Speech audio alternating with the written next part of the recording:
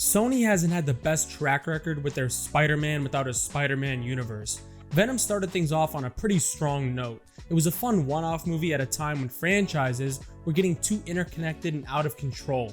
Then Sony decided to do the same, and we got nonsense like Morbius and Madam Web.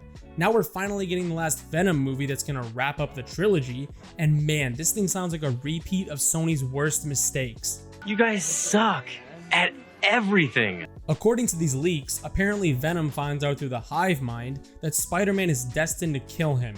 I'm not gonna pretend like I've read every Spider-Man comic, but he usually doesn't end up killing Venom or Eddie Brock from what I've seen. But yeah, let's go ahead and make Spider-Man a killer. We all saw how well fans reacted to Snyder doing that with Superman.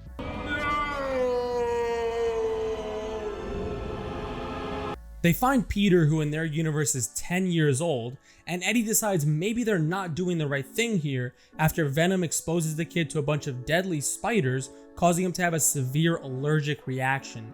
Eddie takes him to the hospital, but Toxin, aka the new villainous symbiote, is after Venom and the young Peter. Toxin spawns some more symbiotes, but then there's also a group of vigilante humans hunting them all down because the guy's son died during Carnage's jailbreak. Eddie has to protect the young Spider-Man and fight off multiple factions of enemies in the process. Now, does that sound ridiculous? Absolutely. We already saw some similar crap like this happen in Madam Web, which ended up being a disaster. In fairness, by the time Madam Web came out, it was way too late to change this movie, considering it comes out later this year. Is that an excuse for garbage writing? Not really. Whoever thought this idea of constantly teasing Spider-Man would work clearly had no real fans in their focus groups that would have told them how hilariously awful of a concept it is. You have a brain injury. I honestly don't understand what Sony's plan is here. Are they going to introduce their own Spider-Man, or are they going to bring in Tom Holland?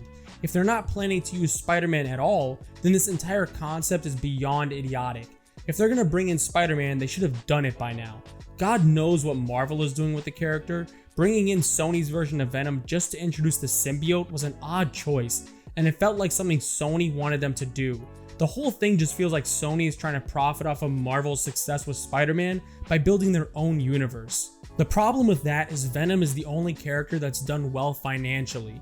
Nobody cared about Madam Web or Morbius. But wait, those movies did really well on streaming. Take a look at some of the other movies that do well on streaming. The fact is, when Netflix or Hulu get a hold of a box office bomb, they plaster it all over their homepage, and people who open the apps without a specific show or movie in mind are bored enough to throw it on. Who knows if people are even finishing these movies, but the fact is streaming isn't even profitable to begin with, so it doesn't matter to these studios if their movies top those worthless charts. I'm done. I'm done.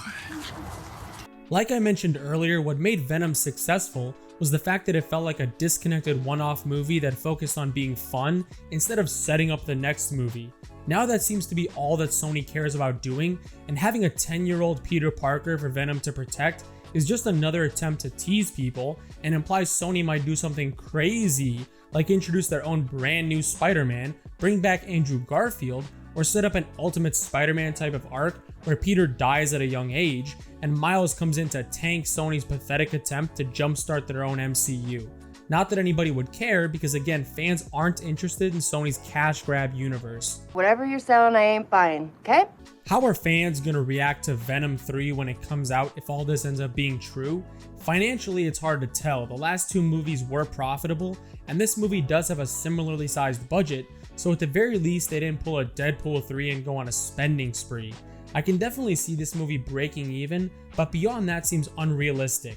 Major MCU movies aren't even profitable by this point, so it's hard to believe audiences are going to swarm the theaters for this movie if all these leaks end up being true. Given Sony's track record over the last few years, I wouldn't be surprised if they're just hoping the next few releases don't lose them too much money while they try to come up with a new strategy for shaking every penny they can out of anything Spider-Man related.